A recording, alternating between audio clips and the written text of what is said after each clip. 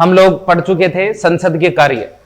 आप क्लास में आ जाइए एक बार फिर से, पूरी रूप से सामाजिकता को छोड़ करके और मानसिक रूप से यहां आ जाइए, क्योंकि मुझे पता है शरीर तो आपका यहां बैठा हुआ है, लेकिन कई बार दिमाग हमारा यहां नहीं होता है।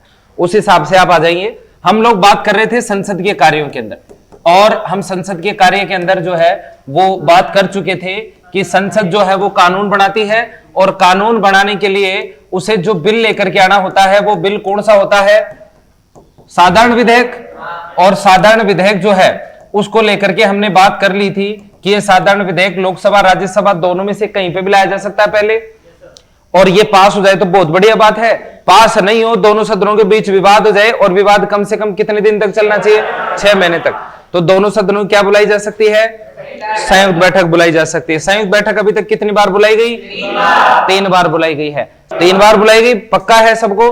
छोरा तो बताएगा लास्ट टाइम कितने कौन सी समय बुलाई गई थी? लास्ट बार कौन सी समय बुलाई गई? 2002 में। कौन सा कानून था? आतंक विरोधी कानून था। उसका नाम क्या था? पोटा कानून। पोटा ही नहीं जानते घर में? नहीं है क्या गाय भैंस? यह तेरे को ले जाना पड़ेगा उधर भी। ये देखे आना, सर जी को देखे आना, मोबाइल रह गया बोले सर आपका। तो इस तरह से हमें ये चीजों के बारे में भी थोड़ा सा ध्यान रखना है कि ये सारी चीजें थी। पहली बार जो है वो संयुक्त बैठक जो है वो कब बुलाई गई थी? बताना। पहली बार बैठे बैठे बता दो। संयुक्त बैठक पहली बार कब बुलाई गई थी? कौन सा कानून था? कानून बता दो, समय मत बताओ। पहली बार जब बुलाई गई थी दहेज पर, वो समय 1961 था, 61। इसको याद करोगे तब याद होगा। याद करने के लिए तो आए हो इधर, तो फिर याद करना है तुम्हें। दूसरी बार बताओ थोड़ा पीछे। अरे उधर तेरे से पीछे। हाँ, तेरा क्या नाम है? कमल देव। वाह, देवों का देव महादेव। हाँ बता दूसरी बार कब बुलाई गई? ये देख छोरा के में अंदर दिमाग है और ये याद कर लेते हैं। खैर आगे चलते हैं हम लोग। अब देखो हमने सारी बातें कर ली है। अब दूसरे नंबर का जो काम है इसका, उसकी बात शुरू करते हैं हम। और दूसरे नंबर का जो काम है संसद हमारी करती है, इसके लिए हमें दूसरे नंबर वाला जो बिल है वो काम आ जाएगा। और ये जो काम है हमारा वो है संविधान संशोधन। आप लोग हेडिंग बना लीजिए इसको जोरदार तरीके से, संविधान संशोधन। नंबर 2 का कार्य है ये, संविधान संशोधन। कॉन्स्टिट्यूशन अमेंडमेंट, कॉन्स्टिट्यूशन अमेंडमेंट, कि हमारी संसद जो है वो संविधान में बदलाव करती है। इसको लेकर के हम बात करेंगे। क्लियर? सब टैक्स लेता है, ये कर लेता है। खैर कोई बात नहीं, मजाक मजाक होता है, लेकिन मैंने सुना है कि मजाक तो तब होता है जब मरा हुआ टांग हिलाए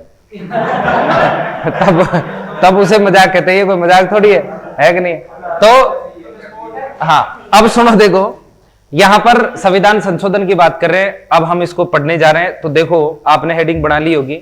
हम क्या पढ़ने जा रहे हैं पता चल गया आपको? इसमें एक साधारण स्टूडेंट क्या करेगा? इसको पढ़ेगा, साधारण संविधान संशोधन कर लेगा, और वो इसको पढ़ करके सारी चीजें मैनेज कर लेगा। भाई हाँ ठीक है, ऐसे संविधान संशोधन होता है, खत्म बात। लेकिन मैं चाहता हूं कि आप लोग इसको इस तरह से पढ़ें कि एक जो वास्तव में जिसको जानना है वो स्टूडेंट क्या करेगा, वो क्या सोचेगा?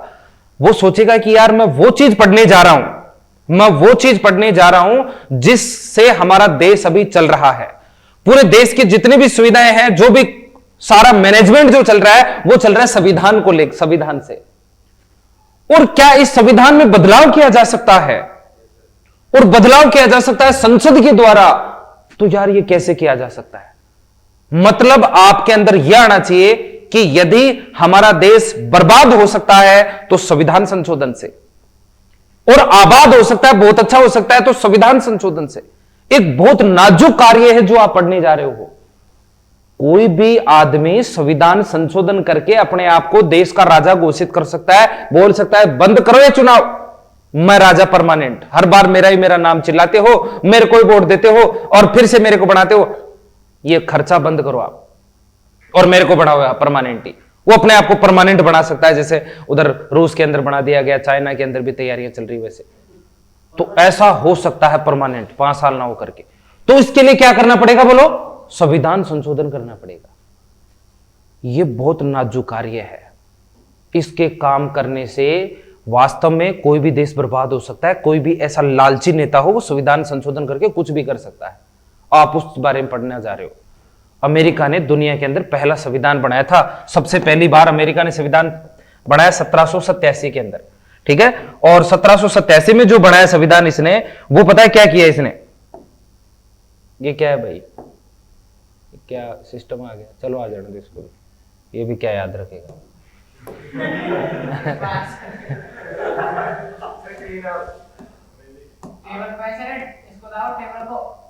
अभी आ जाएगा ये, अल्लाह अपना सुन या थोड़ी कोई। हाँ, तो पता है ये इतना नाजुक कार्य है। अमेरिका ने पहली बार संविधान बनाया था 1787 में, ये दुनिया का पहला संविधान था। अमेरिका को इतना डर लगा कि मैंने संविधान तो बना दिया है, अब इसमें चेंज करके कोई भी कुछ नुकसान कर सकता है। इसने संविधान संशोधन का रास्ता ही बंद कर रखा है, और इतना हार्ड बना रखा है इस रास्ता कि अमेरिका का संविधान इस समय बना था, आज हम देखो कहां है, 2023 में है, और अभी तक इसके अंदर केवल 7 बार बदला हुआ है, केवल 7 बार संशोधन हुआ है। इतना हार्ड रास्ता बना रखा है, सोचो। उसको डर लगा कि कहीं बर्बाद ना हो जाए, इसलिए इस रास्ते को इतना मजबूत बना रखा है। हमारी बात करें हम 1951, 1950, 26 जनवरी 1950 को हमारा संविधान सामने आया था। आज 2023 में है, और अभी तक हम 105 बार संविधान संशोधन कर चुके हैं, 105 बार। या तो हम बहुत बहादुर थे जिन्होंने ऐसा खतरों से खेलना स्वीकार किया, कोई नहीं बर्बाद हो जाएगा, दोबारा आबाद होंगे, या कुछ तो ऐसा था। मतलब आप सोचो क्या तगड़ी चीज है ये। तो आप लोगों को पता होना चाहिए कि हमारे क्या वास्तव में संविधान में संशोधन करके हम बर्बाद हो सकते हैं, नहीं हो सकते। ये संविधान वालों ने संशोधन कर को लेकर के ये क्या किया है ऐसा कि हम 105 बार कर चुके हैं। क्या अमेरिका अच्छा है या हम अच्छे हैं?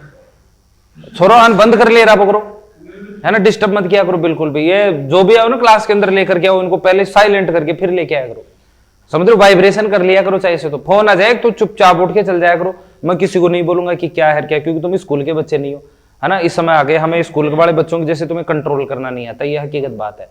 स्कूल वाले जो टीचर होते हैं ना, वो आप लोगों को बहुत अच्छा मैनेज कर लेते हैं और उनको मैनेज करना आता है। लेकिन हम लोग क्या होते हैं, हमारे को तो बराबर के स्टूडेंट होते हैं हमारे, है ना, और हम लोग सीधा जाते हैं और हमें पढ़ाना आता है, हमें बच्चों को चुप करना नहीं आता है।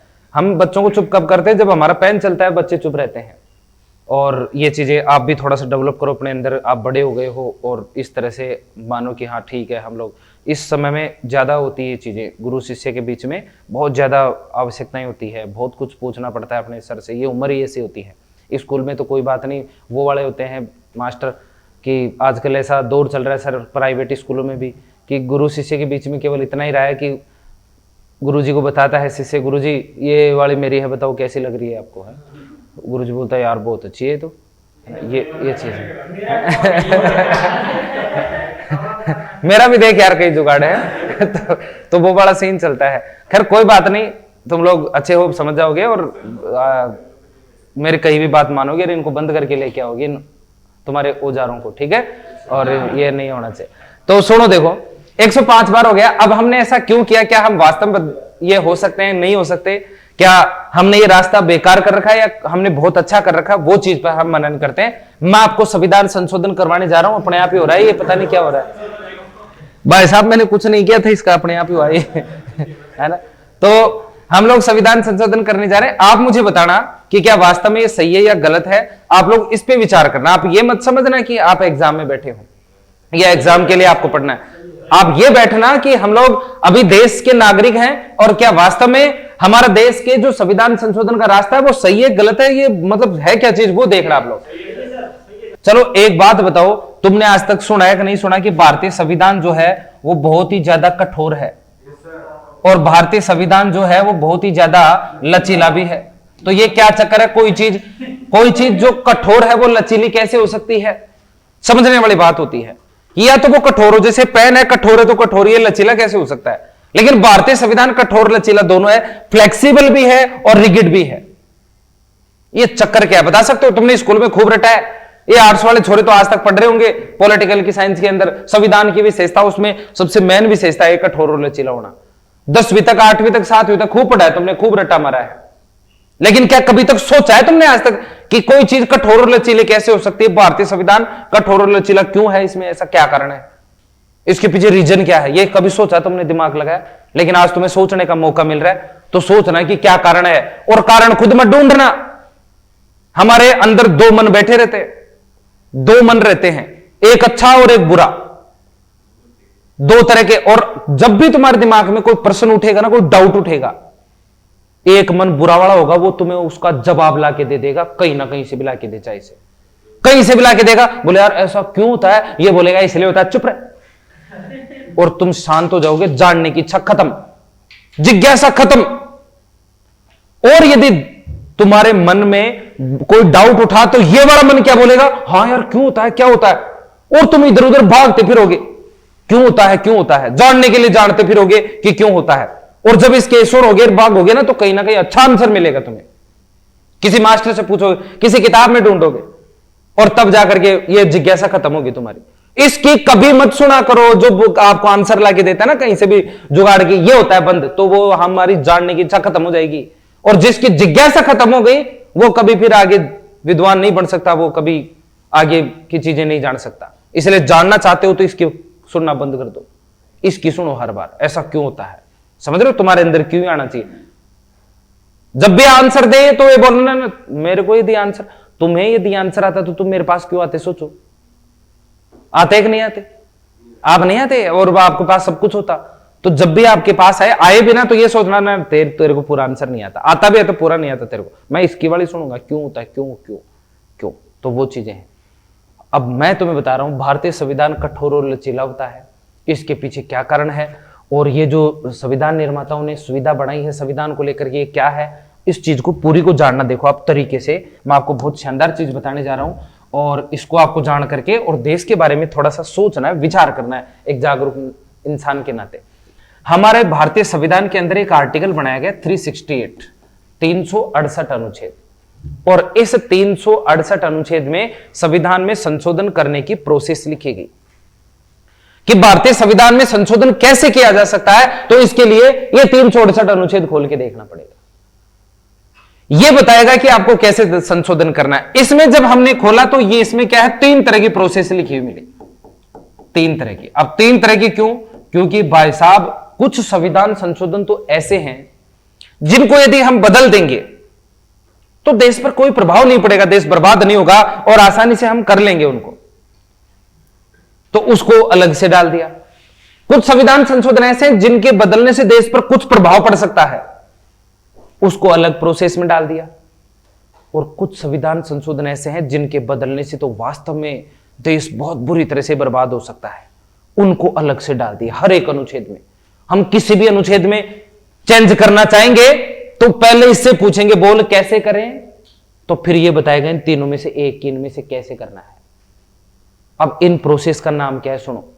पहला जो प्रोसेस है उसे हम नाम देंगे साधारण बहुमत, हमारे समझने के हिसाब से मैं ये नाम दे रहा हूं, बाकी प्रोसेस वहां पर अलग से लिख करके बताएगी भाई ऐसे बदलाव करना है। यहां पर लिखा गया है साधारण बहुमत से, यानी नॉर्मल मेजोरिटी से, यह पहली प्रोसेस का नाम लिखा गया है। और साधारण बहुमत से जो प्रोसेस लिखी गई यहां पर, उसके लिए आपको ध्यान रखना, साधारण बहुमत होता क्या है। जैसे मान लो कोई भी संविधान संशोधन हम लेकर के आए लोकसभा राज्यसभा में और वहां पर रखे, तो साधारण बहुमत का मतलब यह है जैसे मान लो लोकसभा के अंदर 300 आदमी आए थे, तो 300 में से यदि 151 आदमियों ने उस पर यस कह दिया कि हां यह संशोधन हो जाना चाहिए, तो वो हो जाएगा। यह साधारण बहुमत कहलाता है, नॉर्मल मेजोरिटी कहलाती है। राज्यसभा में गया, राज्यसभा में 200 आए, 101 ने कह दिया हो जाना चाहिए, 100 आए, 51 ने कह दिया हो जाना चाहिए, तो वो हो जाएगा। इसे साधारण बहुमत कहते हैं। दूसरी प्रोसेस में क्या लिखा गया है, इसमें बोला गया है विशेष बहुमत से, विशेष बहुमत। अब विशेष बहुमत का मतलब क्या होता है, स्पेशल मेजोरिटी, यानी हमारे यहां पर जैसे मान लो 300 लोग आए हैं लोकसभा में, तो जब 300 लोग आते हैं तो यहां पर 300 की आवश्यकता, 300 में कितने की आवश्यकता होगी, तो इन 300 में 2/3 बहुमत चाहिए। 2/3, 2/3 का मतलब आप 300 का 2/3 निकालोगे तो कितना आएगा, 200 आएगा। इसका मतलब यहां पर 200 लोगों की परमिशन जरूरी है, तब जाके वो संविधान संशोधन होगा। इसलिए इसका नाम थोड़ा विशेष, स्पेशल मेजोरिटी बोला है मैंने। और यहां पर क्या हुआ, देखो सबसे बड़ी बात यह देखने को मिली कि यहां पर 300 लोग जो हैं वो वास्तव में यदि आए हैं 200 लोगों की आवश्यकता है तो ज्यादा लोगों से हम परमिशन चाह रहे हैं, क्योंकि ये एक ऐसा संविधान संशोधन है जिसके होने से शायद देश पर कुछ प्रभाव पड़ सकता है, इसलिए ज्यादा लोगों के लिए हमें जानना है, ज्यादा लोगों से हमें इसकी परमिशन लेनी है। दूसरी तरफ हम देखें, ऐसा यदि राज्यसभा में जाएगा तो राज्यसभा में जो लोग आए हैं उनका 2/3 निकालेंगे और उनका 2/3 निकाल करके उससे भी हम लोग पास कर देंगे, तो वो वहां से पास हो जाएगा। क्लियर एकदम। और फिर उसके बाद ये पास हो जाएगा। अब तीसरी जो प्रोसेस है, ये थोड़ा सा अलग लिख गया है। तीसरी जो प्रोसेस है वो क्या है, देखो उसके तहत हम क्या करेंगे, उस प्रोसेस के तहत हम लोग ये बोलेंगे कि वेरी स्पेशल प्रोसेस, यानी ये एक ऐसी प्रोसेस है जिसके अंदर हम लोग बहुत ज्यादा ही तरीके से एक लंबी प्रोसेस गुजारेंगे। इसमें बहुत ज्यादा लोगों की परमिशन चाहिए। जैसे मान लो ये वाला कोई बिल आया संविधान संशोधन, और उसमें इसके माध्यम से हो रहा है, इस माध्यम से बदलाव हो रहा है, तो इस माध्यम से यदि हम बदलाव करेंगे तो इसमें क्या करना होगा, सबसे पहले तो हमें ये प्रोसेस चाहिए। सबसे पहले तो हम लोकसभा में लाएंगे, लोकसभा में 2/3 बहुमत से पास करवाएंगे, उसके बाद हम राज्यसभा में ले जाएंगे, उसमें 2/3 बहुमत से पास करवाएंगे, उसके बाद हम राष्ट्रपति के साइन करवाएंगे, और राष्ट्रपति के साइन करवाने के बाद उसे हम राज्य विधानमंडलों के पास भेजेंगे। किसके पास भेजेंगे? राज्य विधानमंडलों के पास भेजेंगे। अब आप राज्य विधानमंडल जान रहे हो कि नहीं जान रहे क्या चीज है? और आधे राज्य विधानमंडल इसको पास कर देंगे, तब जाकर के वो संविधान संशोधन होगा। यदि वो संविधान संशोधन इस प्रोसेस के तहत है तो सोचो कितनी लंबी प्रोसेस हो गई कि नहीं हो गई। अब हम कह सकते हैं ना कि ये तो साधारण सी प्रोसेस है, झट देसी नहीं हो जाएगा, इसमें थोड़ा सा जोर लगाना पड़ेगा, इसमें बहुत ज्यादा जोर लगाना पड़ेगा। बस ये इसलिए है कि जो संविधान संशोधन एजीवे में कर सकते हैं जिससे देश पर कोई प्रभाव नहीं पड़ेगा, उसको कौन सी कैटेगरी में डाल दिया? जिससे थोड़ा सा ज्यादा प्रभाव पड़ेगा उसको, और जिससे और भी ज्यादा प्रभाव पड़ेगा उसको विशेष प्लस विशेष में डाल दिया।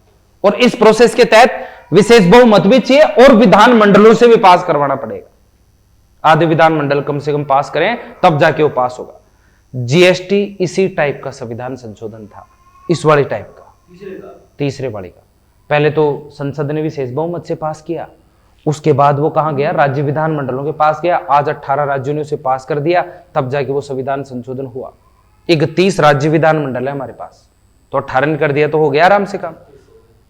तो ऐसे करते हुए हमारे यहां पर ये 3 प्रोसेस लिखी गई, बहुत शानदार है। हम किसी भी संविधान संशोधन में बदलाव करेंगे, मान लो कोई भी है, जैसे आर्टिकल 17 है, इसमें बदलाव करना है, तो इसमें बदलाव करने के लिए हमें इसमें पूछेंगे, इनमें से पूछेंगे बता कौन सी प्रोसेस से, फिर ये आर्टिकल बताएगा इससे करना है, किससे करना है, किससे करना है।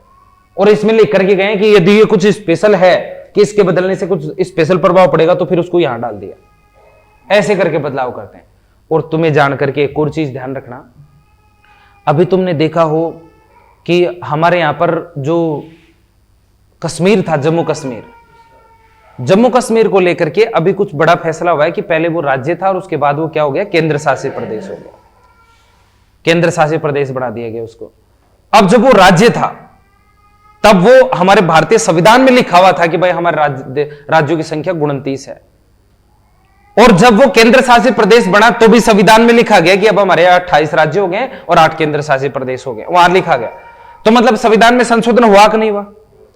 लेकिन हमने तो देखा ही नहीं था कि संविधान संशोधन कौन से नंबर के तहत ये कश्मीर क्यों किया गया। सुना क्या तुमने कि संविधान संशोधन के तहत कश्मीर में 35A धारा और 370 धारा हटाएगी? ये पढ़ा तुमने? नहीं, ये तो पढ़ा कि ये हटाया, ये तो पढ़ा तुमने, लेकिन ये नहीं पढ़ा होगा कि कौन से संविधान संशोधन के तहत हटाया, ये नहीं आया था। जबकि वो तो संविधान में तो संशोधन था ही। भाई हम 35A को उठा रहे तो संविधान में उठा रहे, संशोधन तो होना चाहिए था और इधर भी होना चाहिए था, लेकिन क्यों नहीं हुआ? तो उसका जवाब सुनो। अभी तक हम 105 बार संविधान संशोधन कर चुके हैं, और ये जो नंबर काउंट होते हैं वो वही नंबर काउंट होते हैं जो प्रोसेस ये वाली और ये वाली होती है उसी के। जब हम इस प्रोसेस के तहत संविधान में बदलाव करते हैं ना, तो उसको संविधान संशोधन ही नहीं मानते, बोला हाँ ये नॉर्मल भी साधारण प्रोसेस से हमने इसमें बदलाव कर लिया।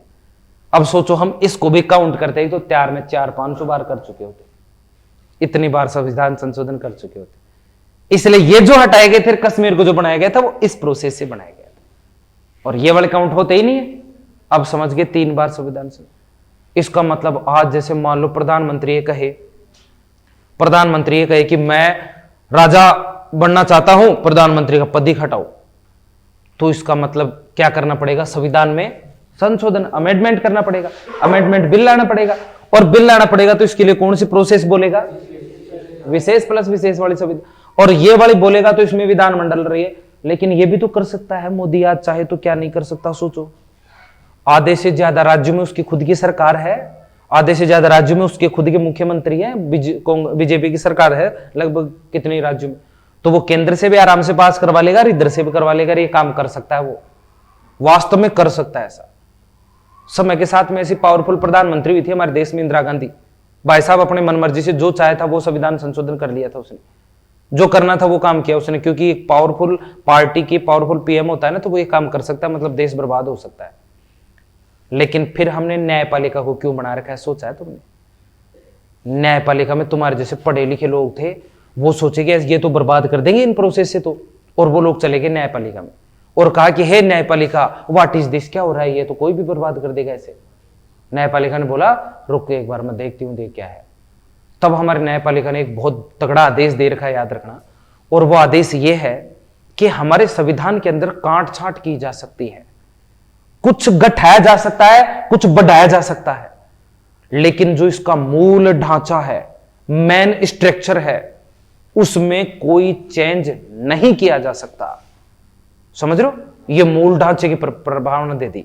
अब मूल ढांचा क्या है वो पार्लियामेंट बताएगी कि मूल ढांचा क्या है, लेकिन और वो संविधान के अनुसार न्यायपालिका देखेगी मूल ढांचा में बदलाव हो रहा है कि नहीं हो रहा। लेकिन मेरे हिसाब से जो मूल ढांचा है, शायद हम ये सोचना चाहें तो मेरे हिसाब से ये लगेगा कि जैसे हम प्रधानमंत्री को पावर दे सकते हैं, उसकी पावर घटा सकते हैं, लेकिन यदि उस पद को हम हटा करके दूसरा पद बना रहे हैं, ये मेन स्ट्रक्चर है, मूल ढांचा है वो, और न्यायपालिका के अनुसार उसमें बदलाव किया जा सकता है क्या? बोलो अच्छा काम हुआ कि नहीं हुआ? हुआ। इसीलिए हम लोग जो है ना वो गुड़ते गुड़ते गणेश जी बनते जा रहे हैं। कहने का मतलब धीरे धीरे समय के साथ अच्छे होते जा रहे हैं। अमेरिका ने जब संविधान बनाया उसको पता थोड़ी था कि आगे क्या होगा, तो वो अपने हिसाब से चलता गया और उसने अपने हिसाब से सारी चीजें बना दी। लेकिन आज यदि उसको कुछ नया चीज चाहिए या किसी चीज में कमी लगती है तो वो कमी रहती है, फिर उसको बहुत तगड़ी विशेष प्रणाली बनानी पड़ती है और तब जाके वो संविधान संशोधन होता है। लेकिन हमारे यहां यदि कोई चीज गलत है तो हम तुरंत प्रभाव से बदल करके उसको सही कर लेते हैं।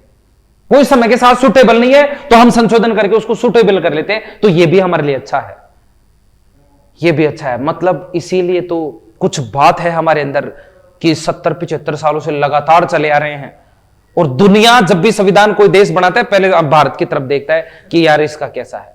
सोचो कितनी गजब सुविधाएं बना कर गई हैं। ये हमारे संविधान में संशोधन होने की प्रोसेस थी। और हम कठोर और लचीला क्यों बोलते हैं संविधान को, अब बता रहा हूं सुनो। हम शायद संविधान को जब तोड़ते हैं, लचीला का मतलब आसानी से टूट जाए, क्या आसानी से टूट जाएगा कि नहीं टूट जाएगा?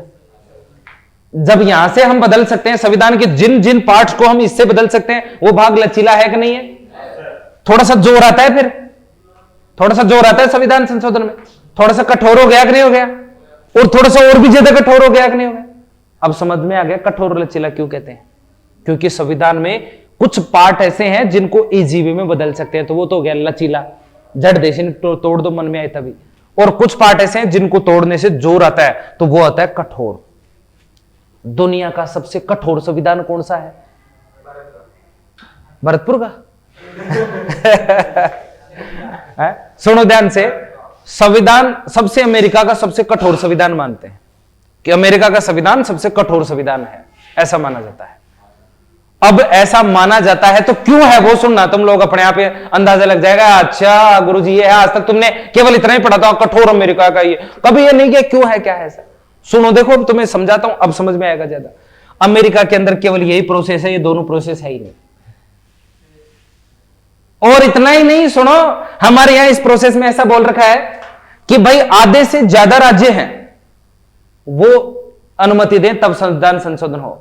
अमेरिका के अंदर ये प्रोसेस है, इसमें भी वहां पर 50 राज्य हैं, 50 के 50 यस बोलने चाहिए, 50 के 50। तब जाके संशोधन होगा। 49 ने पास कर दिया, 1 ने फेल कर दिया, तो फेल है। इससे कठोर और भी चाहिए क्या तुम्हें? अब समझ गए क्यों है? इसलिए सबसे कठोर संविधान है। क्लियर एकदम? संविधान संशोधन बिल जो है उसको लेकर के लोकसभा राज्यसभा के पास समान अधिकार है। आप इसे पहले लोकसभा में भी ला सकते हैं, पहले राज्यसभा में भी ला सकते हैं, लास्ट में राष्ट्रपति के पास जाएगा। जब ये दोनों में पास नहीं हो तो इसको लेकर के संयुक्त बैठक का प्रावधान नहीं है, क्योंकि संयुक्त बैठक केवल साधारण बिल के लिए बुलाई जा सकती, इसके लिए नहीं।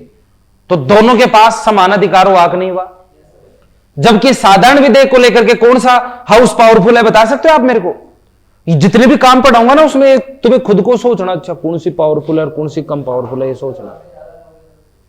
तो बताओ कौन सी ज्यादा पावरफुल है इस मामले में? लोकसभा। क्यों? क्योंकि उसके लोग ज्यादा, और लोकसभा स्पीकर ही तो क्या करता है? चेयरमैनशिप करती है, तो ऑटोमेटिकली वो पावरफुल हो गई। ऐसे आपको चीजें याद रखनी। बोलो दूसरा काम बैठ गया कि एकदम दिमाग? तो लिखना शुरू करो, फिर स्टार्ट करो। भारतीय संविधान में यह संविधान संशोधन कार्य लिख रखा है, इसी कार्य के अंदर लिखना है इसमें ही आगे। भारतीय संविधान में संसद द्वारा, भारतीय संविधान में, इंडियन कॉन्स्टिट्यूशन में संसद द्वारा, पार्लियामेंट द्वारा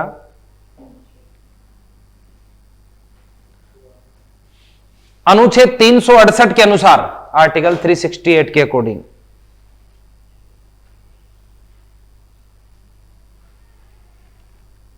अनुच्छेद 368 के अनुसार संशोधन किया जा सकता है। अनुच्छेद 368 के अनुसार संशोधन किया जा सकता है।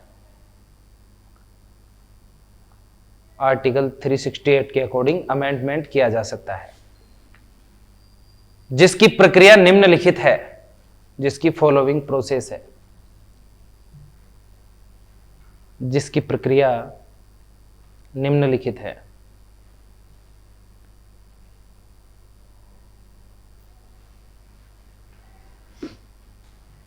और फिर ये तीनों प्रोसेस लिख दो। साधारण प्रोसेस, साधारण बहुमत से, ऐसे एग्जाम्पल के हिसाब से थोड़ा सा देख लेना ये कि भाई साधारण प्रोसेस होती क्या है ऐसे, तो ये आगे भी लिख देना ऐसे ब्रैकेट के अंदर, भाई जैसे ये है साधारण प्रोसेस।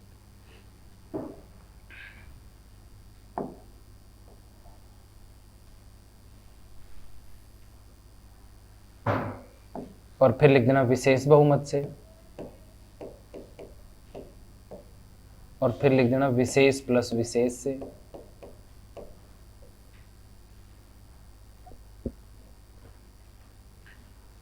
अंग्रेजी में लिखना by normal majority, by special majority और बाय वेरी स्पेशल मेजोरिटी। और यहां बराबर का निशान लगा देना, ये आगे मैं बोल के लिखूंगा आपको।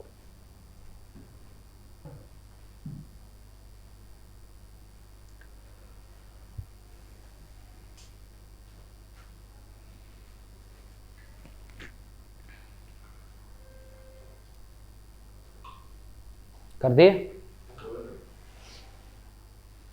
अब इसमें लिखना है यहां से आगे, इस प्रक्रिया के तहत, इस प्रोसेस के अकॉर्डिंग, इस प्रक्रिया के तहत संसद में विशेष बहुमत के साथ साथ, संसद में विशेष बहुमत के साथ साथ पार्लियामेंट में स्पेशल मेजोरिटी के साथ साथ आधे राज्य विधानमंडलों,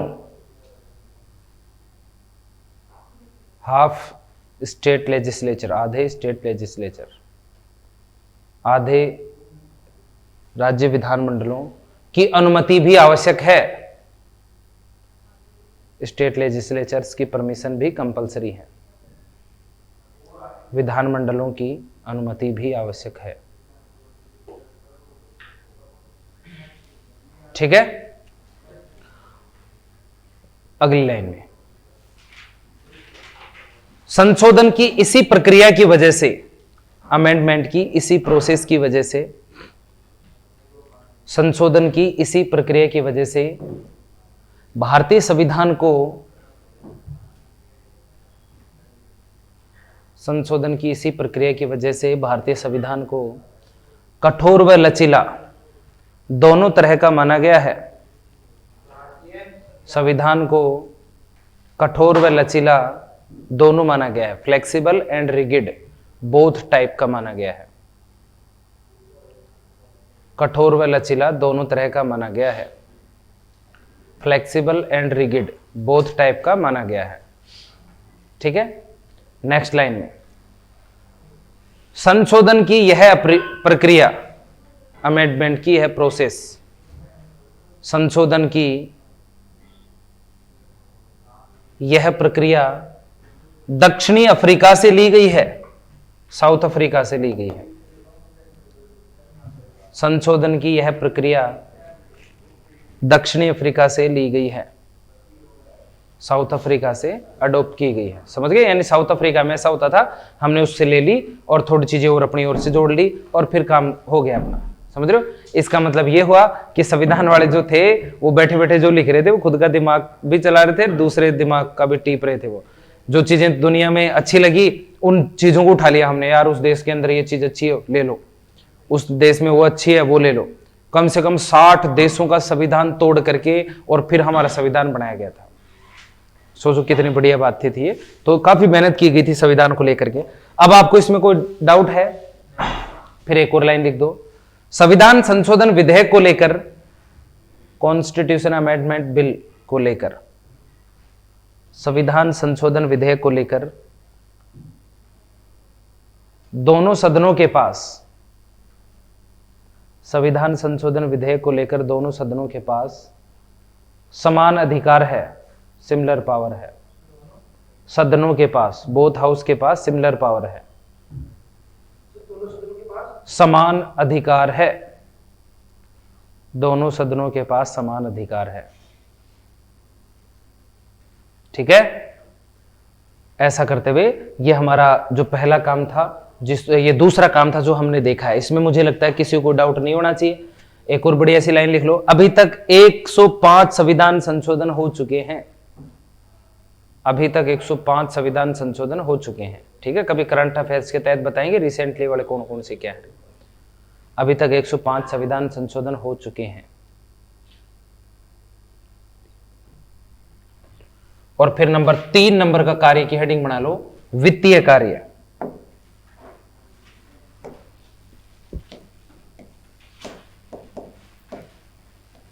वित्तीय कार्य,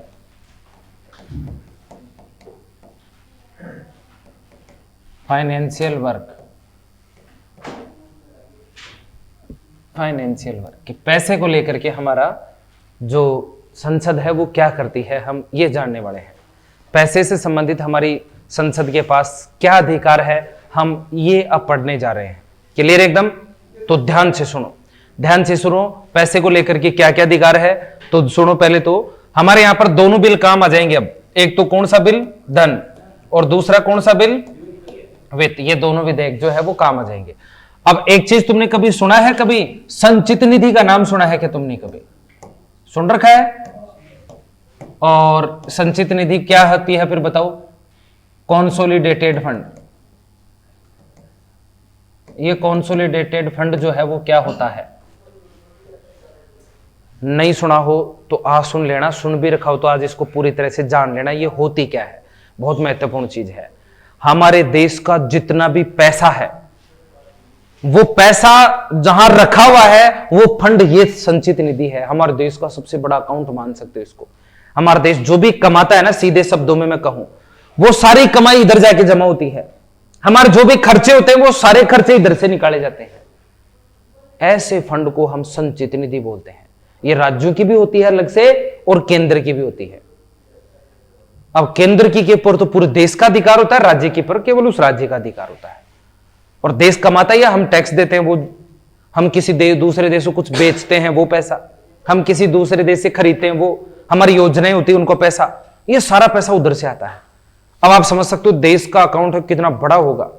समझ रहे हो कि नहीं समझ रहे? और यदि इसमें से यदि कोई पैसा निकाल सकता है तो आप समझो वो कितना बड़ा पावरफुल होगा, वो पैसे का मालिक होगा।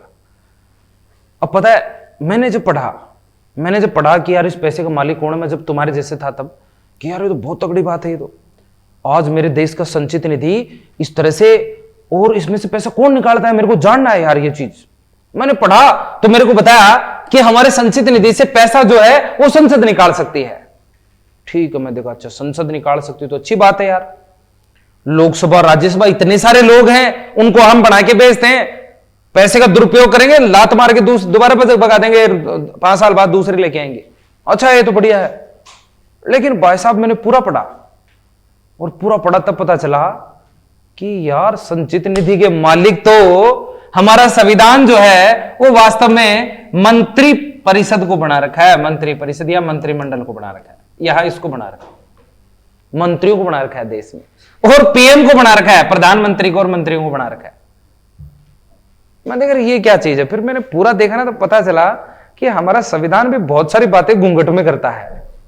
घूंघट में जानते हो, गांव में महिला होती है और वो अपने जेठ जी से और ससुर जी से बात नहीं करती है, वो घूंघट निकाल लेती है।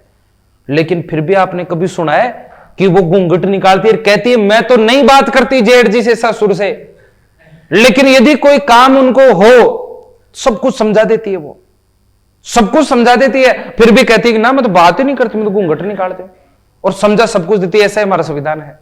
घूंघट निकाल के बात करते थे, कहता है मैं नहीं मैंने नहीं बोला, और बाकी बात वही होती है कि हाँ अच्छा बेटा मैं समझ तो गया। ऐसे में बोलता हूं संविधान को, यार हमारा संविधान बहुत सारी बातें घूंघट में करता है। जैसे गांव की महिलाएं, छोरा छोटा छोरा को उसको भी, छोरा तेरे ताऊ ने खैर चाय पी ले, छोरा तेरे दादा ने खैर वो ले रहा है, दादू समझ जाए जरा, बोले यार वो ले रहा हूं की बार तो है।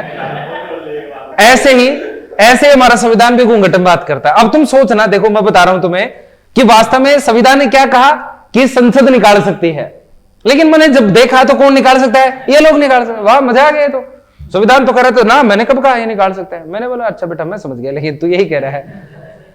अब देखो तुम भी समझना इसको कि कैसे हमारा संविधान कहता है कि यदि आपको संचित निधि से पैसा निकालना है तो बिल लेके आना पड़ेगा, धन विधेयक। अब आप इन वित्त और धन में एक थोड़ा सा अंतर बताया था मैंने, माइनर सा। अब ये पढ़ोगे तब आपको और भी बड़ा अंतर पता चल जाएगा क्या क्या अंतर है। आप लिख भी सकते हो, यूपीएससी या आरपीएससी के वो रिटर्न भी एग्जाम हो ना, आप आगे तक भी बढ़ो, आईएएस आरएएस बनने के लिए फिर लिखना पड़े तो वहां तक भी आप लिख सको। ऐसे लेवल की आपको पढ़ाई करनी है। इस तरह से आपको मैं चीजें समझा रहा हूं, तो आप देखो आपका लेवल क्या है वो आप अपने आप में देख लेना, तो और भी आपको पूरा पता चलेगा कि ये क्या चीजें हैं। अब सुनो, देखो संचित निधि से पैसा निकालने के लिए कौन सा बिल लाना पड़ेगा, धन विधेयक। अब धन विधेयक को चलने की प्रोसेस क्या है वो देखना।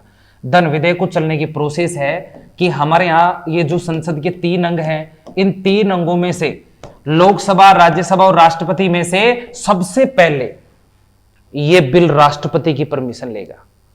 सबसे पहले इस पर राष्ट्रपति के साइन होंगे। राष्ट्रपति साइन कर दे उसके बाद कंपलसरी है कि यह बिल सबसे पहले लोकसभा में ही आए, राज्यसभा में कभी पहले नहीं आता है, पहले लोकसभा में आएगा। अब लोकसभा में जब यह बिल रखा जाएगा तो ध्यान रखना, यदि लोकसभा इसको पास कर देती है उसके बाद यह कहां जाएगा, राज्यसभा। और यदि राज्यसभा इसको पास कर देती है जाते ही तो ठीक है, या फिर ये रख लेती है या फेल कर देती है तो लोकसभा 14 दिन का इंतजार करेगी कि ये पास कर रही है कि नहीं कर रही है। लोकसभा 14 दिन का इंतजार करेगी। 14 दिन तक यदि ये पास नहीं करेगी तो 14 दिन बाद ऑटोमेटिकली पास समझ लिया जाएगा, चाहे राज्यसभा फेल करे और चाहे पास करे, कोई प्रभाव नहीं पड़ेगा इस पर, केवल 14 दिन तक का। मैं ये कह सकता हूं कि राज्यसभा इस धन विधेयक को केवल 14 दिन लेट कर सकती है। बोलो सही बात है कि नहीं, बाकी कुछ नहीं। अब ऐसा क्यों, क्योंकि भाई साहब पैसा जनता का होता है, धन जो है वो किसका है, और इन दोनों में से जनता की सभा कौन सी है, लोकसभा। इसलिए धन के मामले में लोकसभा हर बार पावरफुल होगी, कुछ भी हो जाए चाहे से। हाँ तो 14 दिन बाद पास समझ लेंगे, क्या दिक्कत है। हाँ वही चीज मैंने बताई कि दोनों में से कोई सा भी काम हो जाए तो 14 दिन बाद ये पास ही समझा जाएगा, चाहिए कुछ भी कहे। ये इससे पहले ऐसा बोल सकती है, कुछ विचार करने के लिए बोल सकती है कि लो इसमें ये चेंज कर दो, अब लोकसभा को लगे कि चेंज करना चाहिए तो लोकसभा कर सकती है, लोकसभा को लगे कि नहीं चेंज करेंगे, पास कर दो, तो फिर ये बोले कि नहीं करूं, बैठ रख दो इसको, तो फिर 14 दिन बाद ऑटोमेटिकली पास समझ लिया जाएगा। क्लियर एकदम। तो मतलब ये है कि इसके पास कोई अधिकार नहीं है 14 दिन लेट करने का अधिकार और कुछ नहीं। समझ रहे हो इस चीज को। अब यहां पर जब ऐसी बात हुई तो ऐसा क्यों किया गया धन विधेयक को लेकर के, तो पहली बात तो यह थी कि इसलिए किया गया कि लोकसभा जनता की सभा है, और दूसरा इसलिए किया गया क्योंकि धन का मतलब संचित निधि से मान लो कोई पैसा निकालना है, कहीं पर भी कोई भी आपदा आ गई, कोई बाढ़ आ गई, भूकंप आ गया, कोई ट्रेन हादसा हो गया, बहुत सारा पैसे की वहां पर आवश्यकता है। अब यदि कोई इमरजेंसी ऐसी पड़ गई तो उसके लिए हम ऐसा नहीं कि इमरजेंसी फंड नहीं रखते हैं हम, और जो इमरजेंसी फंड रखते हैं उसको हम बोलते हैं आकस्मिक निधि बोलते हैं। ऐसी दो निधि है हमारी, है ना, आकस्मिक निधि, कॉन्टीजेंसी फंड। यदि कोई भी ऐसी कॉन्टीजेंसी पड़ जाती है तो हम यहां से पैसा निकाल लेते हैं। इसमें हम पहले से ही कुछ पैसा इधर डाल के रखते हैं, लेकिन इसमें इतना पैसा नहीं होता कि भाई बहुत तगड़ा कोई ज्यादा ही पैसे की आवश्यकता पड़ गई, तब तो हमें कौन सा बिल लाना पड़ेगा, ये लाना पड़ेगा। और कोई कॉन्टीजेंसी हो गई, हमें यहां पर पैसा है नहीं इतना और अब पैसा इधर से चाहिए, तो फिर हम संसद से पास करवाएंगे, और संसद से पास करवाए लोकसभा में रखा और 6 महीने तक वेट करेंगे, तब तक तो लोग मर जाएंगे, बर्बाद हो जाएंगे। इसलिए इसको जल्दी चाहिए था हमें। और ये लोकसभा जनता की है तो हमने ठीक है लोकसभा को दे दो, जनता जाने, जनता के लोग जाने। इधर इनको तो बस केवल एडवाइजर के तौर पर रखा गया इसको कि ठीक है, तुम लगे कि ये बेकार है तो वो एडवाइस दे देना, ये लोग माने तो ठीक है, नहीं माने तो कोई बात नहीं, तुम बैठे रहना। ऐसा करते हुए काम किया गया। फिर दोनों पास होने के बाद फिर राष्ट्रपति के पास जाएगा, और राष्ट्रपति के पास जाएगा, राष्ट्रपति साइन करेगा, तब ये होगा। जितने भी बिल हैं सारे बिल आमतौर पर लोकसभा राज्यसभा में पास होने के बाद राष्ट्रपति के पास जाते हैं, लेकिन केवल 2 विधेयक ऐसे हैं जो पहले भी राष्ट्रपति से साइन करवाएंगे और फिर लोकसभा राज्यसभा में पास होने के बाद भी राष्ट्रपति साइन करवाएंगे। केवल 2, इनमें से एक आ गया है, एक आगे आएगा तब बताऊंगा। अभी कौन सा आ गया है? एक मनी बिल, है ना, धन विधेयक। और धन को हम क्या बोलते हैं? मनी बिल बोलते हैं, फाइनेंशियल। तो ये वित्त विधेयक है। क्लियर एकदम। धन विधेयक को लेकर के ऐसी बातें हैं। अब सुनो एक और बात बोल रही है धन विधेयक के लिए, कि जो भी धन विधेयक हैं वो सारे धन विधेयक है ना, ऑल टाइम जो है वो सरकारी विधेयक होनी चाहिए, गवर्नमेंट बिल होनी चाहिए, सरकारी विधेयक। ये भी हमारा संविधान कहता है। अब ये सरकारी विधेयक क्या होते हैं वो भी समझने वाली बात है। तो मैंने जो तुम्हें 4 विधेयक बताए ना, ये 4 विधेयक 2 तरह के होते हैं, एक तो सरकारी, एक गैर सरकारी। ये 2 तरह के बिल होते हैं, इसके अलावा और कोई नहीं, मतलब 2 टाइप के बिल होते हैं ये। अब ये गैर सरकारी विधेयक में क्या अंतर होता है वो सुनना तुम लोग। सरकारी का मतलब हुआ जब भी संसद के अंदर कोई विधेयक आ रहा है, चाहे कोई सा भी हो, संविधान संशोधन, वित्त, साधारण, यदि उस विधेयक को कोई मंत्री या प्रधानमंत्री पार्लियामेंट में पेश कर रहा है, मंत्री या प्रधानमंत्री पेश कर रहा है, तो वो बिल कौन सा होगा? सरकारी विधेयक होगा। और मंत्री या प्रधानमंत्री के अलावा यदि कोई आदमी पेश कर रहा है तो वो कैसा होगा? गैर सरकारी। अभी हाल ही के बिल सारे लगभग अमित शाह के द्वारा रखे गए, और अमित शाह एक मंत्री है, तो अभी जो बिल रखे गए वो सारे बिल क्या थे? यदि अमित शाह नहीं रखता, बीजेपी का कोई आदमी रखता चाहे से, और वो मंत्री ना होता, बीजेपी का होता लेकिन मंत्री ना होता या प्रधानमंत्री ना होता, तो वो बिल कैसे होते? अब समझ गए दोनों बिलों में। मतलब इसका यह है, ध्यान से सुनना, कि धन विधेयक को हर बार क्या होना चाहिए? मतलब धन विधेयक कौन ला सकता है? और संचित निधि से पैसा निकालने के लिए कौन सा बिल लाना पड़ता है? क्या धन विधेयक को संसद का और कोई आदमी ला सकता है क्या? अब और कोई आदमी नहीं ला सकता, तो क्या यहां से पैसा और कोई निकाल सकता है क्या? इसका मतलब समझ गए क्या, कि संचित निधि से पैसा कौन निकाल सकता है? मंत्री और प्रधानमंत्री, क्योंकि उसके लिए बिल लाना पड़ता है। वो बिल पक्का है, क्या होना चाहिए? घुमा फिरा के कहां टिका? ये बात समझ गए क्या? संविधान ने क्या कहा था कि कौन ला सकता? संसद से, वो संचित निधि से पैसा संसद निकाल सकती है। लेकिन अब समझ गए आप कौन निकाल सकता है? अब बात समझ में आई घूंघट वाली? हाँ, ऐसे है हमारा संविधान। ऐसे और भी बहुत सारी बातें जो मैं तुम्हें बताऊंगा घूंघट वाली, कि देखो ऐसा हमारा संविधान बात करता है, जो मतलब समझने वाली बातें होंगी। जब ऐसा काम किया गया तो यहां पर बहुत बड़ी बातें और है कुछ जो आपको समझनी है।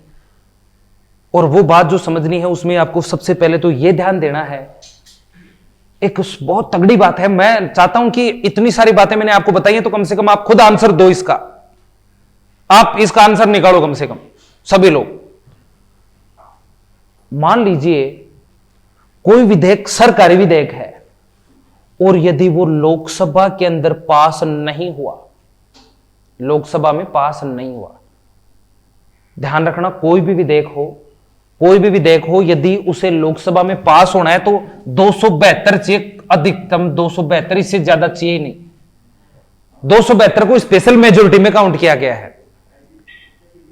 जब भी हम वो निकालते हैं, कोई 2/3 निकालते हैं और 2/3 इससे ज्यादा है तो हम उधर ज्यादा नहीं जाते, इधर ही रुक जाते हैं। किसी भी बिल को पास करने के लिए इससे ज्यादा चाहिए ही नहीं। और प्रधानमंत्री को पद भी बने रहने के लिए कितना चाहिए? यही चाहिए। अब सुनना ध्यान से, यदि कोई गवर्नमेंट बिल है और वो लोकसभा में रखा जाता है और यदि वो फेल हो जाता है तो इसका प्रभाव क्या होगा, बता सकते हैं? प्रधानमंत्री बोलो, जैसा भी आ रहा है वैसा बोलो, कोई दिक्कत। और बोलो भाई, सही बात है क्या ये? समझ रहे हो इस चीज को? देखो, यदि कोई गवर्नमेंट बिल यहां रखा जा रहा है और उसको पास करने के लिए यदि इससे ज्यादा चाहिए नहीं और वो फेल हो गया, इसका मतलब सरकारी विधेयक वो होता है जब ये रख रहे हैं, ये रख रहे हैं और ये रख रहे हैं, इसलिए ये बिल रखा जा रहा है, तो इसका मतलब वो बिल पास होना चाहिए। पास नहीं हुआ तो इसका मतलब प्रधानमंत्री, मंत्री लोगों तुम्हारे पास ये नहीं है। यदि कोई मंत्री भी, किसी मंत्री के खिलाफ भी ये लोग बोल जाते हैं ना लोकसभा में, ये पूरी टीम है इनकी, एक आदमी डूबेगा सारे डूबेंगे। यदि किसी एक मंत्री को हटाने के लिए यदि ये 272 लोग ये कहते हैं कि नहीं इस मंत्री को हटाएंगे तो पूरी मंत्री परिषद ही हटेगी, प्रधानमंत्री खुद भी हटेगा। अब आप समझ रहे हो, यदि कोई बिल यदि लोकसभा में पास नहीं होगा इसका मतलब प्रधानमंत्री के पास बहुमत इसीलिए उसकी टीम के द्वारा रखा गया, बिल पास नहीं हुआ तो ये प्रधानमंत्री को हटना पड़ेगा, त्याग पत्र देना पड़ेगा, या फिर उसको बहुमत साबित करना पड़ेगा। नहीं, मेरे लोग नाराज हो गए थे, मेरे पास बहुमत तो है। ये प्रभाव पड़ेगा इसका। जाने कि नहीं जाने आप लोग? अब सोचो, देखो पढ़ाई क्या मांगती है तुमसे, और रटने वाले बच्चे समझने वाले बच्चों में कितना अंतर है। आपसे सोचो ऐसा एग्जाम में पूछ लेता कि सरकारी विधेयक यदि लोकसभा में पास नहीं होगा तो उसका क्या मतलब होगा। अब यदि रटने वाला बच्चा ये होगा, लेकिन सोचो प्रश्न यहां से पूछ रहा है केवल सरकारी एक, लेकिन आपसे नॉलेज कितना जान रहा है। आपको इसका आंसर देने के लिए यह पता होना चाहिए सरकारी विधेयक क्या होता है, मंत्री परिषद क्या होती है, और पास नहीं होगा तो आपको लोकसभा की जानकारी रखनी है, आपको बहुमत के बारे में जानकारी रखनी है, प्रधानमंत्री का मंत्रियों को जानकारी रखनी है। सोचो कितनी सारी बातें जानकारी है आपको, तब इसका आंसर दे पाओगे, नहीं तो नहीं दे पाओगे। बोलो दे पाते क्या? लेकिन अब शायद सारी जानकारी पता है कि नहीं है। आजकल का ट्रेंड ये हो गया एग्जाम में प्रश्न पूछने का, वो खत्म हो गए वो दौर जब सीधे सीधे प्रश्न पूछ लिया करते थे। बताओ सबसे बड़ा राज्य कौन सा है, सबसे छोटा जिला कौन सा है। ऐसे प्रश्न आज भी आते हैं, लेकिन ये ऐसे प्रश्न सबको आते हैं, सब करके आएंगे ये, और पूरे नहीं आते ये, बस 50%, 60% क्वेश्चन ऐसे आएंगे जो एग्जाम में बने रहने के लिए चाहिए। हमें एग्जाम में क्रैक करनी है तो आपको ऐसे प्रश्न करके आना होगा, जब नौकरी लगने के लिए ये चाहिए। आप कह दिए अब बकाल तो गुरुजी 1 नंबर सुरगो, अब बकाल तो गुरुजी 0.14 नंबर सुरगो, नहीं तो पास हो। तो फिर आपको ऐसे करने पड़ेंगे ताकि पता चले गुरुजी कट ऑफ से 20 नंबर ज्यादा थे, कहां रहता गुरुजी टॉप 5 में था। ये चीज होती है अंदर, तब जाकर के सिलेक्शन होता है, नहीं तो नहीं होता। समझ रहे इस चीज को? और इस लेवल तक आपको तैयारी को लेके जाना है कि कुछ सब कुछ गुंजाइश ही खत्म। लोग बोले कट ऑफ इतनी जाएगी, कट ऑफ उतनी जाएगी, अरे तुम कट ऑफ पे अड़े क्यों हो? पहले से ही कट ऑफ से आगे लाइन खींच करके आते, टेंशन फ्री, बोले कट ऑफ कहीं जाए, अब अपना काम हो गया, अब कट ऑफ कहीं जाए। हमने पूरी मेहनत की है और हमारा जो है वो कट ऑफ से तगड़ा है। अब चाहे कितना ही देखना खत्म कट ऑफ, लोग कट ऑफ के लिए वो डालते हैं, वीडियो डालते हैं, देखते रहते हैं सारे, कितनी जाएगी कट ऑफ, कितनी जाएगी कट ऑफ।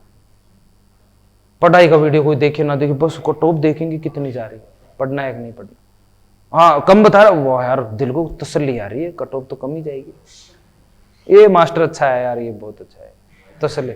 ऐसा करते ही क्यों तुम है? हाँ, तो ऐसा नहीं है। तो समझ गए सब ये वाला काम, वित्तीय काम में कि एक तो संचित निधि से पैसा धन विधेयक से निकालते हैं, फिर ये अब बच गए वो सारे विधेयक कौन से जाएंगे वित्त। अब आपको पता चल गया धन में वित्त में कितना अंतर है। धन विधेयक हर बार सरकारी होगा और वित्त विधेयक गैर सरकारी भी हो सकता है, सरकारी भी हो सकता है, समझ रहे हो। और जब ऐसी चीजें होंगी तो क्या धन विधेयक के लिए संयुक्त बैठक का प्रावधान है क्या, रखना चाहिए था क्या, यदि रखते तो कुछ होता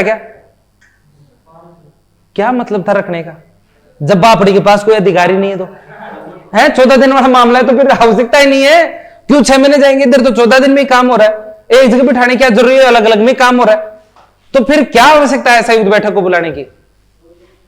अब सुनो, धन विधेयक को लेकर एक और बड़ी बात है जो आपको जाननी है। धन विधेयक हमें पता कैसे चलता है कि धन विधेयक है, कौन बताता है हमें सबसे पहले कि धन विधेयक है।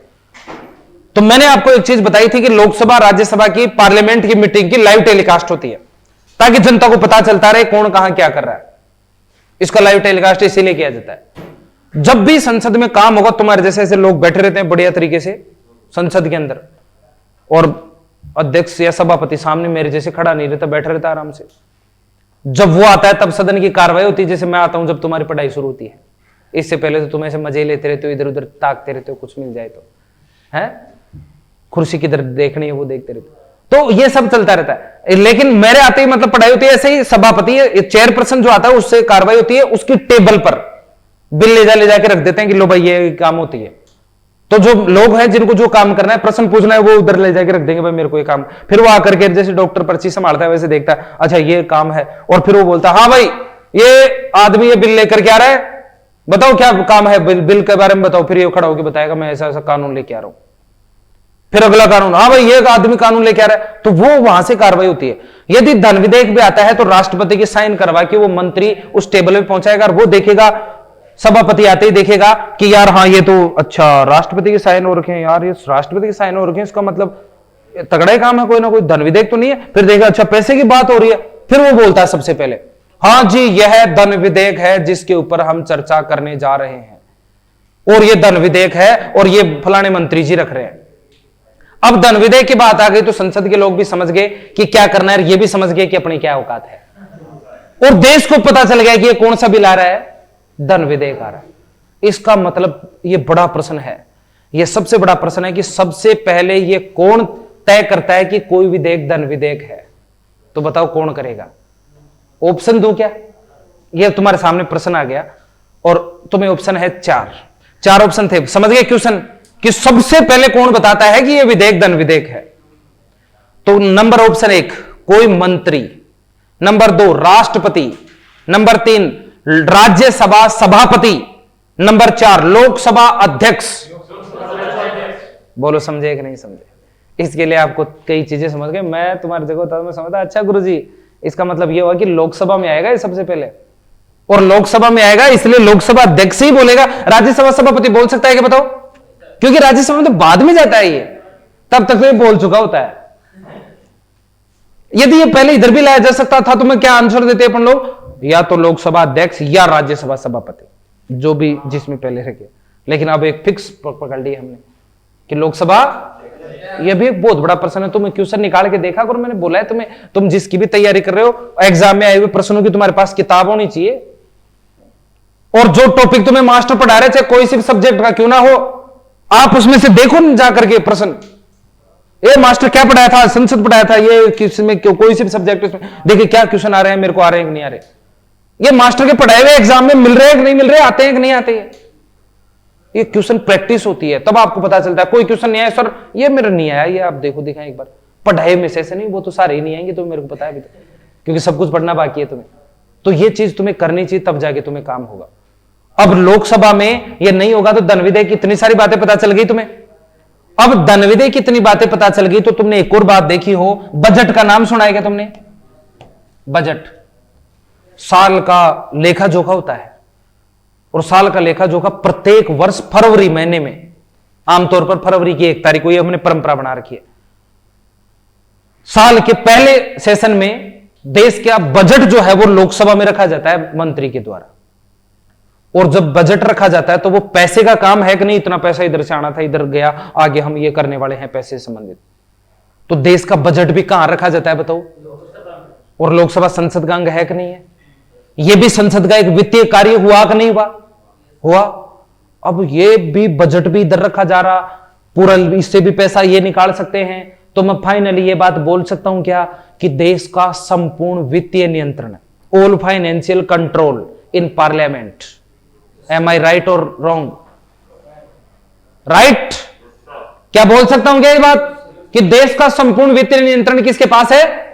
संसद के पास। ये हमारे वित्तीय कार्य थे। बोलो, बैठ गए दिमाग में आराम से? अब मैंने तो आज बैठा दिए हैं, बहुत सारी चीजें मिस हो जाएंगी, उनको तुम लोग इकट्ठी करना और उनको कल भी जाके पढ़ना, घर पे जाके पढ़ना, ये करना। और अब मैं जब भी पूछूं तुम्हारे को आनी चाहिए, ठीक है? दिलखुश सारी चीजें विचार करना। नहीं आए तो मेरे को अलग से पकड़ लिया करो, बाहर निकलते पकड़ लिया करो, सर ये मेरे नहीं है ऐसे। सर मैं मत करो कि ये पता नहीं क्या हो रहा है, मास्टर मेरे को बताएगा कि नहीं बताएगा और ये बोलेगा ऐसे, क्योंकि सवारी अपने सामान की स्वयं जिम्मेदार होती है भाई साहब। हनी सिंह कितने गाना गा गा करके थक गया तुम, है कि नहीं है? तो लिखना शुरू करो फिर वित्तीय कार्य में। लिखो, चेपो चेपो फटाफट से लिखो। देश का संपूर्ण वित्तीय नियंत्रण, all financial control in parliament. देश का संपूर्ण वित्तीय नियंत्रण संसद के पास होता है। देश का संपूर्ण वित्तीय नियंत्रण संसद के पास होता है। रख दिए? फिर अगली लाइन में, देश का बजट प्रत्येक वर्ष, कंट्री का बजट एवरी ईयर।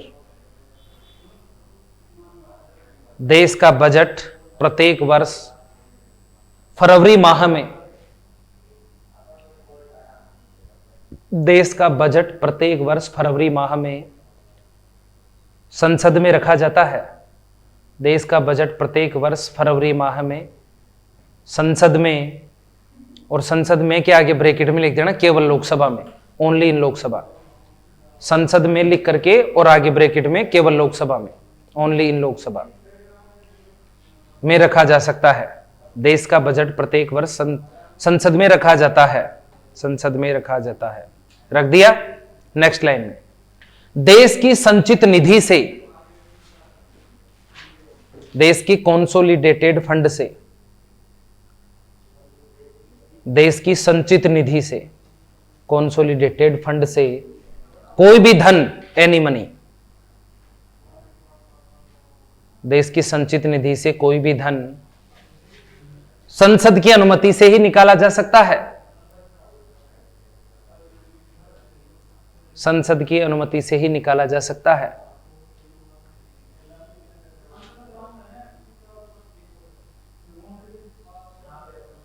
ठीक है? और फिर हेडिंग बना लो धन विधेयक की, मनी बिल। यह भी हमारी संसद का ही कार्य था। 4 नंबर मत लगा लेना इसको, अकेले वैसे धन विधेयक ही लिख देना। यह भी हमारी संसद का एक वित्तीय कार्य में आता है, धन विधेयक। हाँ, धन विधेयक की हेडिंग बना लो। हेडिंग जानते हो ना कैसे बनाते हैं, है ना? हेडिंग जब भी आप बनाओ, मैंने आपको बोला है सबसे पहले तो नोट्स लेके आने हैं। छोरा तू भी नोट्स की किताब लेकर के आए, रफ में मत लिखा करो, इसकी इज्जत नहीं होती है। मैं मेरी तौहीन मानूंगा कि आप यदि ऐसा लिख रहे हो तो, है ना? प्रॉपर फेयर कॉपी में लिखो, अच्छे से लिखो, ताकि आप लोग चीजों को मैनेज कर सको बढ़िया तरीके से।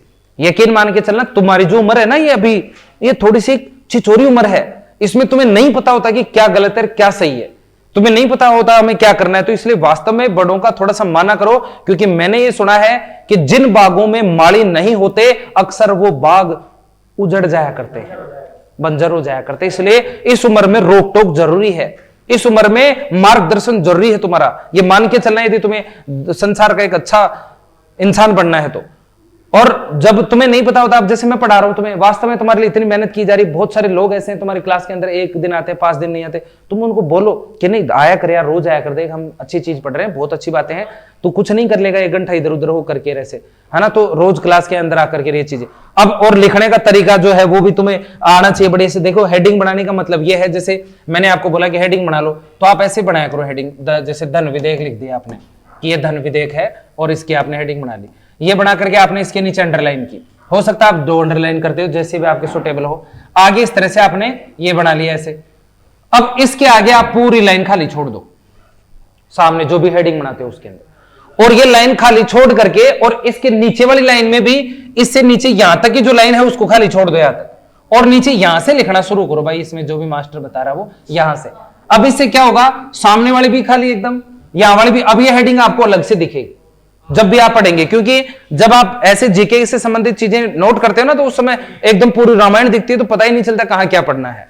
लेकिन जिस समय में ऐसा आपको लिखा हुआ मिलेगा, कभी सिलेक्शन के करीब जाओगे और आपको रिवीजन करना होगा, तो ये चीजें आपको सीधा सीधा मोटा मोटी मिलेंगी ऐसे, हाँ भाई ये क्या है, ये तो वो बहुत अच्छा लगता है इसमें।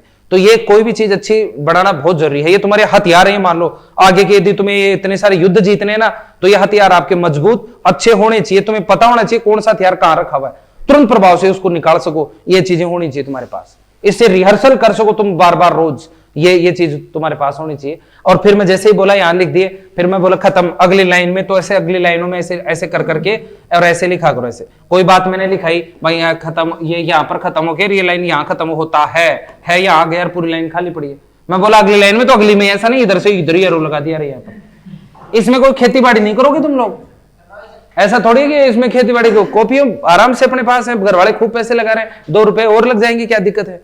तो ये सारे काम करना तुम लोग, क्लियर एकदम। तो आज की संपूर्ण बातें जानकारी मिल गई, अब मैंने बता दिया। अभी मैं तुम्हें रिवीजन नहीं करूंगा कि क्या क्या हमने पढ़ा है, कल की क्लास में मैं रिवीजन करूंगा, मैं नहीं करूंगा, तुमसे पूछ करके रिवीजन करूंगा मैं, तो कल तक तुम्हारे पास होना चाहिए। अभी जाते ही इसको मनन कर लेना कि हाँ मास्टर ने क्या क्या पढ़ा है, ठीक है।